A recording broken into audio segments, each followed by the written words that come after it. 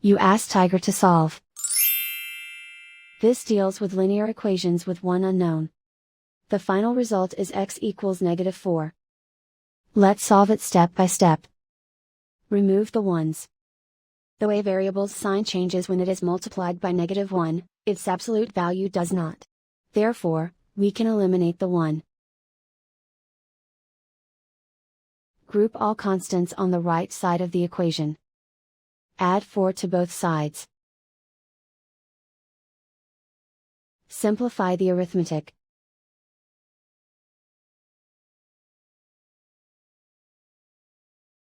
Convert the y into a positive number. Multiply both sides by -1.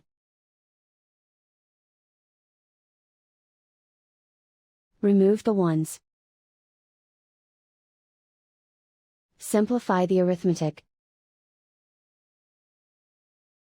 And so the final result is x equals -4.